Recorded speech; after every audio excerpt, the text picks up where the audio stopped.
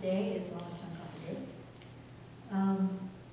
And so we actually, it's a dual celebration here at the Abbey. So on tonight we'll do a Lama Puja and many light offerings and so forth to remember Lama Tsongkhapa, who's the founder of our lineage, but even maybe more important than that, his presence in the world and his understanding of the Buddha's teachings and the way that he articulated them is continues to move forward. So he was born in 1357, I think, to 1419. So for 600-700 years, the impact of this incredible teacher's wisdom has been so powerful in bringing beings in all of Tibet to realization of the full awakening, I think.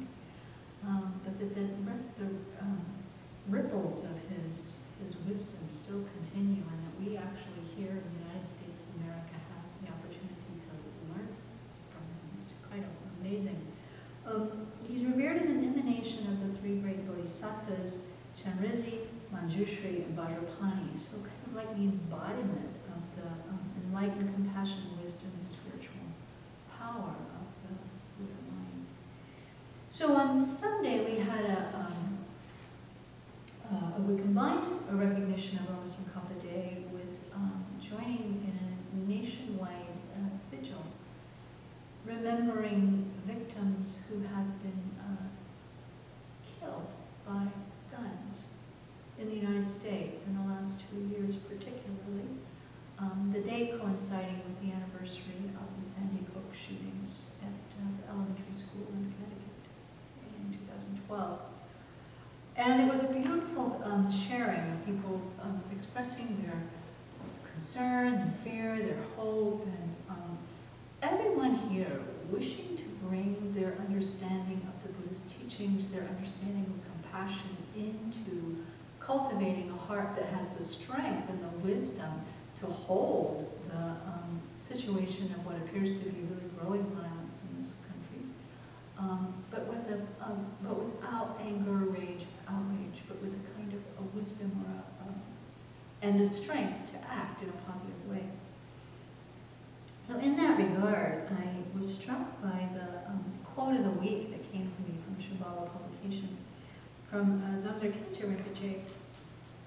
The title of this is The Impossible is Possible, but I've retitled it Hope.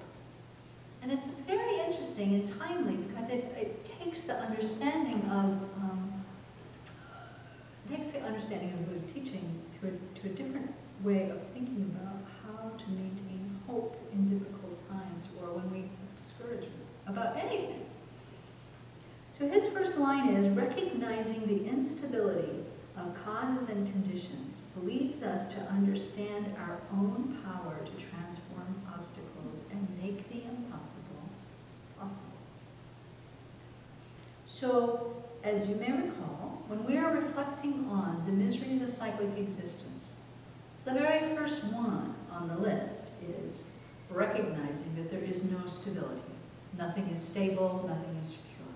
Everything is changing just like this, like this, like this, like this, like this, like this. There's nothing to hang on to in all cyclic existence. So one of the great distortions is, and what causes us so much suffering is trying to grab onto things to make them be solid and stand still so we have something to stand on. But here, Dzogchen Rinpoche is saying, no, recognizing this instability of causes and conditions is an illustration for us that we have the power to transform obstacles and make the impossible possible. It is because things are changing.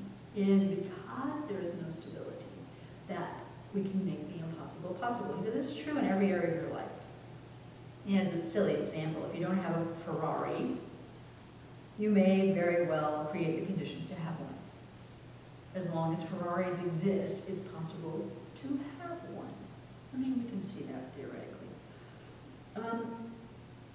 But you can also, more importantly, we can transform our physical world and our emotional world. We can turn our agitated minds into peaceful minds. We can turn our angry reactions to things into a mind of patience and kindness and compassion. We can, as someone was quoting this weekend, the Abbey slogan, we can create peace in our chaotic world by recognizing that things do change. And we have, in every moment, the opportunity to influence the direction of the flow of the continuity that's going to follow. And where can we do that the most? Right here. So his point is, if we are getting hung up in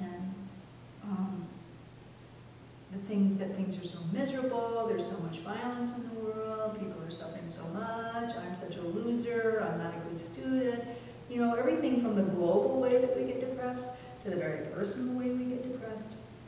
He says hopelessness is the result of a belief in permanence.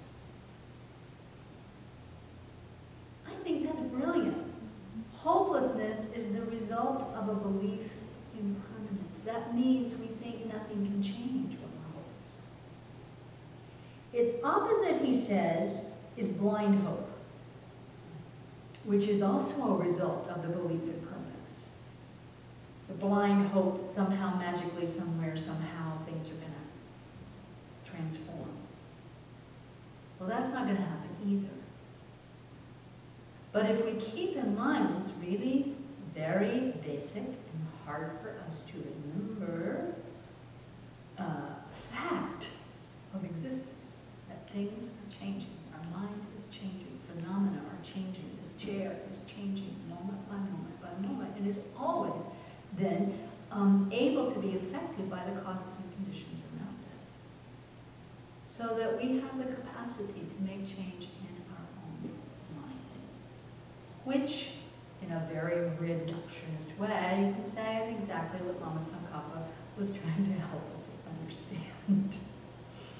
So today, as we celebrate Lama Tsongkhapa Day, we can really think about this quality of hope, hope for ourselves, to apply what we can learn, glean from his teachings about the gradual path, his understanding of the nature of reality itself, the way he articulated how dependent arising and emptiness come to the same point.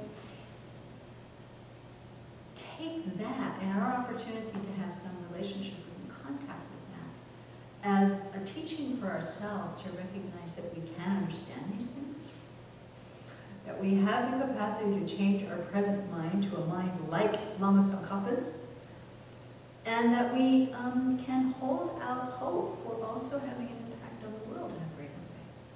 To be able to bring compassion, to be able to bring loving kindness, to be able to overcome this climate of fear that we're living in today, and really become ourselves a refuge for those seeking a way out by practicing what Lama Tsongkhapa taught. So at the end of practices, whatever you do today, this is the recommendation. We should rejoice at the qualities of the holy deeds of Lama Tsongkhapa by thinking how wonderful that is. And think immediately, may I also be like you. We should think and pray that we too can achieve the same realizations and become like Lama Tsongkhapa, that we can achieve the same realizations and become as vastly beneficial as the sky, just like Lama Tsongkhapa did. Wherever we are right now, whoever we think we are right now, to let the light of Lama Tsongkhapa light up our minds, light up our hearts, and really rely on